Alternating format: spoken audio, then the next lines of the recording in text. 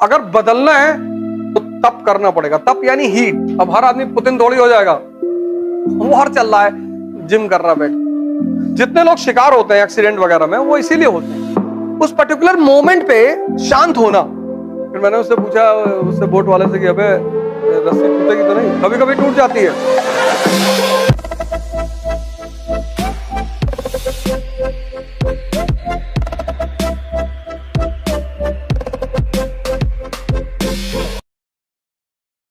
और इस दुनिया की सबसे खास बात क्या है? यहां हर आदमी तुम्हें डिस्ट्रैक्ट करने के लिए बैठा हुआ है। हर आदमी, क्योंकि वो नहीं कर पा रहा है ना। जो डिस्ट्रैक्ट नहीं करेगा इसका मतलब वो तुमसे ज्यादा काबिल होगा, इसलिए नहीं करेगा। वो खुद ही बिजी है, तुम्हारी तरफ क्या देखे? जो आदमी काबिल है ना, वो खुद ही बिजी है, वो क्यों देखेगा तुम्हारी तरफ? वो अपनी जीवन खुद ही बना रहा है। लेकिन जो नहीं कर पा रहा है, बहुत सारे लोग खुद से लड़ ही नहीं पा रहे। राजा बनने में खुद से लड़ना पड़ता है ना, सिपाही को दूसरे से लड़ना पड़ता है। यही राजा और सिपाही में फर्क है। सिपाही दूसरे से लड़ता है, दूसरे को मारता है। राजा अपने से लड़ता है। वो बहुत खतरनाक है, अपने से लड़ना। उसको पालन कर पाना, उसको फॉलो कर पाना, वो हर आदमी के बस की बात है ही नहीं। है सबकी, लेकिन उतनी विल पावर तो कुछ लोग 2-3 दिन कर ले आते हैं। अब नहीं मिलना किसी से। पूरा कमरा उमरा सजा के, खिड़की पे न्यूज़पेपर लगा दिया, किताबें सही कर ली और बिस्तर सही और सब कुछ सही। बोले कल से तपस्या। तपस्या जो शब्द है वो तप से बना है। तप यानी हीट। क्योंकि किसी चीज को बदलना है तो उसे हीट बर्दाश्त करनी पड़ेगी। उसके बिना होगा ही नहीं भाई। इसको अगर बदलना है तो जलाना पड़ेगा, टेम्परेचर देना पड़ेगा। और 95% लोग टेम्परेचर बर्दाश्त नहीं करना चाहते। वो कहते कोई ताबीज बनवा दो।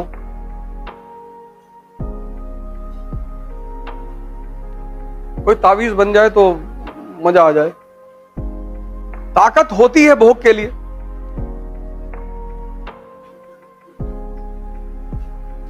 इसलिए शादी की उम्र 2 साल नहीं है ना।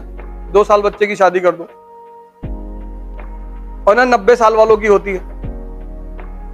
90 साल वालों की वैसे ही नहीं होती। शादी की उम्र है 16 से 26 की। शक्ति का दौर है वो, तो शक्ति में ही तो भोग सकते हो।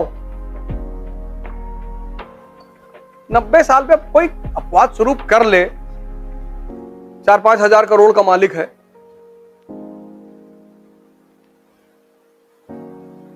इसलिए जितने भी 10+2 के लड़के हो तो उनसे बात करो। क्रांति की बात करते हैं वो, कहते यार मकान मालिक परेशान करता है, मार दे चाचा। नहीं यार। फिर तुम पीजी के लड़के से मिलो, कहता दिमाग लगाएंगे, दिमाग से मारेंगे। फिर तुम 45 साल के आदमी से मिलो, फिर वो कहता है कि भैया जो दूसरों को परेशान करते हैं भगवान सब देख रहा है भैया।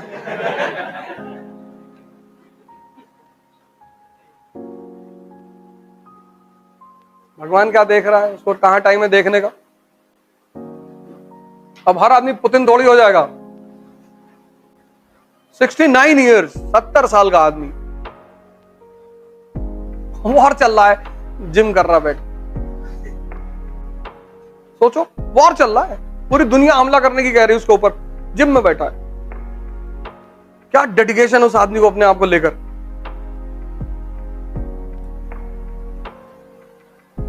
जेलेंस्की, कपिल शर्मा, जेलेंस्की कपिल शर्मा ही तो है। इनको क्या पता राजनीति के बारे में? इनको लोगों ने चढ़ा दिया कि मोर चढ़ गए, पलट के देखे कोई है ही नहीं। वो डेंजरस आदमी कहता हम तो जाएंगे, सबको लेके जाएंगे। 70 साल की उम्र में 4 घंटे जिम में, -13 डिग्री पे पानी में कूद जाता है अपनी इम्यूनिटी चेक करने के लिए। -13 डिग्री। यहां इलेक्ट्रॉनिक चद्दर लगाई जाती है, फिर घर में हीटर रखा जाता है कि कहीं निकल ना ले बुढ़ऊ। 55 में 70 -13 में कूद रहा है। 70 साल की उम्र, सुनता ही नहीं किसी की।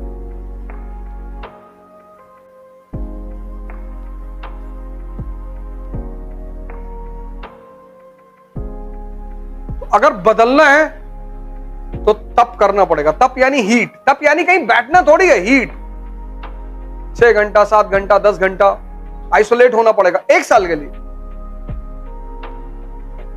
और एक बार तुम्हारा मन अकस्टम्ड हो जाएगा ये सब काम करने का, फिर वो खुद ही दूसरी तरफ नहीं जाएगा। फिर लोग तुमको घमंडी कहेंगे, पागल। अगर इस तैयारी में लोग तुमको घमंडी कहने लगे हैं, पागल, तो तुम समझ लेना सही रास्ते पे जा रहे हो, क्योंकि तुम किसी से बात ही नहीं करोगे। क्या करोगे?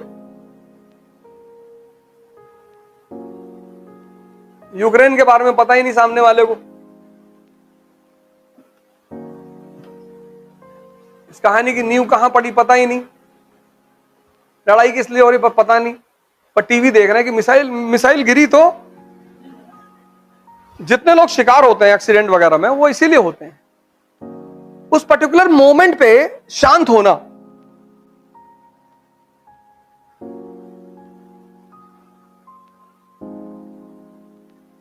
दिमाग वैसे ही नहीं शांत रहता। आंख बंद करके देखो, बड़ बड़ बड़ बड़ बड़ बड़ बड़ बोले जा रहा है। इसलिए तो मैं तुमसे कहता हूं कि तुम 40 घंटा आंख खोल करके बैठ सकते हो, 40 मिनट आंख बंद करके नहीं बैठ सकते। बैठने नहीं देगा तुमको।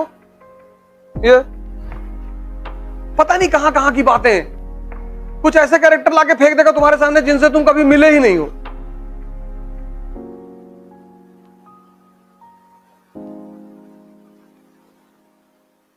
तुम देखोगे सड़क पे बहुत लोग बड़बड़ाते हुए चलते हैं, अपने से बोलते हुए चलते हैं। वो जो भावनाएं वो नहीं कर पा रहे हैं तो ओवरफ्लो हो रही है।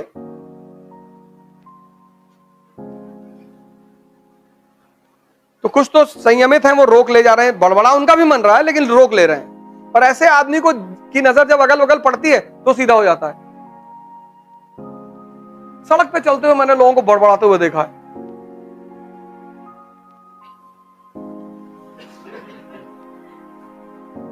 और अगर गलती से उनकी नजर तुम्हारे ऊपर पड़ जाएगी तो एकदम अटेंटिव हो जाएंगे, देख लिया।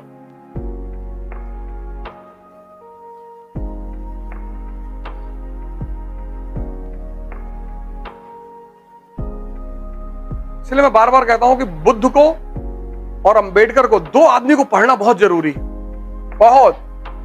किसी भी अंबेडकर को तुम दलित मत मानो, कोई फायदा नहीं है। अंबेडकर हर उस आदमी के लिए रास्ता है जो जिंदगी में फंस गया है।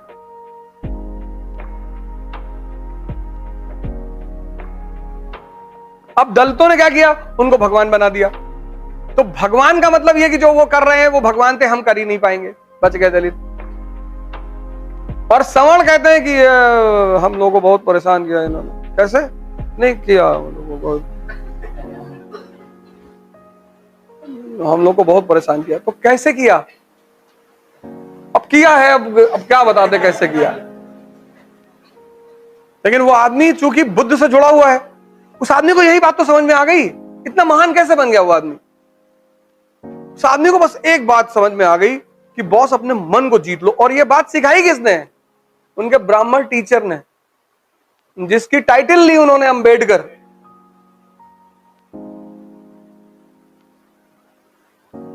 नहीं तो तुम्हें कोई गाली दे और तुम डेली क्लास जाकर बैठ सकते हो? कभी नहीं बैठोगे।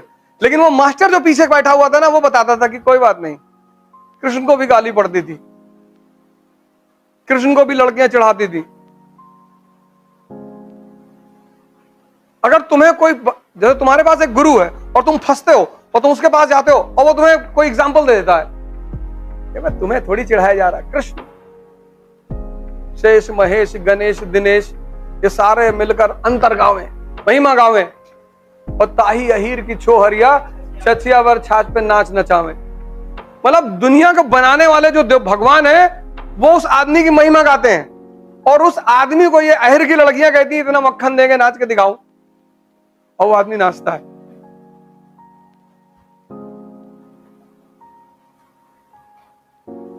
ताही अहिर की चोहरिया,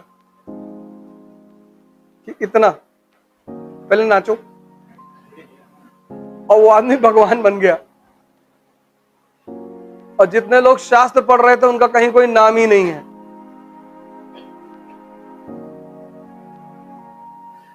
जब तुम जीवन में फंसते हो ना, इसीलिए घर में माँ बाप, भाई बहन, कोई एक आदमी तुम्हारे पास ऐसा होना चाहिए कि जब भी तुम फंसो और तुम जाके उसको बोलो, यार क्लास में आज एक लड़का बदतमीजी कर दिया, कहा बहुत अच्छा, कुछ मत बोलना, तो कल जाके थैंक यू बोल देना। जब गर्दन काटनी है तो गाली देने की जरूरत क्या है? हाँ चले, तुमने दूसरे दिन आके उस लड़के को कह दिया कि थैंक यू यार, अच्छा किया तुमने मेरी बेइज्जती की। अब अगर तुम मन में उसके वेमनेस रखोगे, डेली नहीं पढ़ पाओगे क्लास में। डेली जैसे तुम्हारी नजर उस लड़के पड़ेगी, तैसे तुम्हारा 2 किलो खून जल जाएगा। एक आदमी अपनी लाइफ में पकड़ो, एक, कोई भी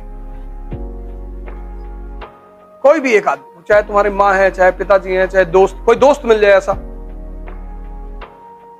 जो तुमको चढ़ाता रहे हर जगह पे, फिर डरने की कोई बात नहीं, मार डालो।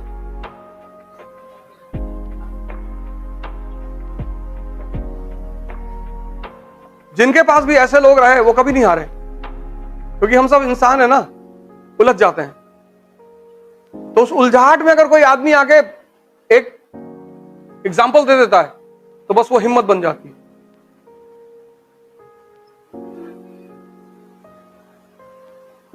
तो मैं गोवा गया, वहां पैराग्लाइडिंग होती है समंदर में, तो हम चले गए, हम करीब 12-13 लोग थे। तो हम जिस शिप में बैठ के गए स्टीमर पे, उसमें मैं अकेला पड़ गया और बाकी मेरे सारे दोस्त दूसरे स्टीमर में।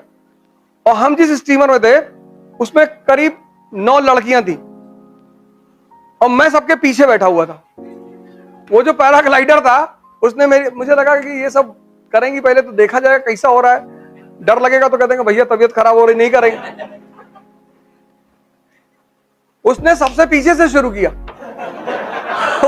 वो जो आदमी था उसने कहा इधर आ जाओ। मैंने कहा सर मैं तो पीछे बैठा, इधर आओ चलो।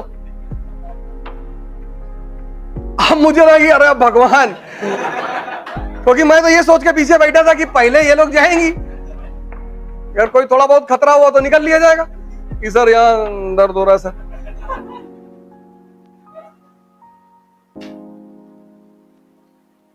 अब भैया जब उसने पानी में उठाया ना, अरे भगवान, अब लड़कियों के सामने तुम रो भी नहीं सकते,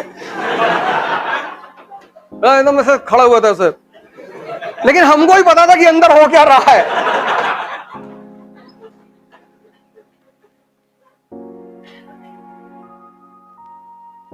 फिर मैंने उससे पूछा, उससे बोट वाले से कि अबे रस्सी टूटेगी तो नहीं? कभी कभी टूट जाती है।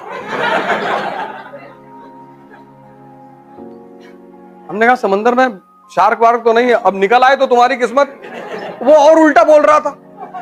जैसे भाई एक आदमी होता है वो आपको हिम्मत देता है, कह रहा है नहीं भाई साहब रस्सी नहीं टूटती। तो गोवा का आदमी थोड़ा रफ होता है, होते रफ, वो ज्यादा बात नहीं करते। मैंने कहा भाई साहब वो शार्क वार्क तो नहीं आती? कहा तुम्हारी किस्मत होगी तो आ जाएगी। अरे मैंने कहा यार अब भगवान आज निकाल ले किसी तरह से, और फिर पूरा हनुमान चालीसा पढ़ना शुरू किया। इसलिए तो कबीर ने कहा दुख में सुमरन सब करे, सुख में करे न कोई, और जो सुख में सुमरन करे तो दुख काहे को होए।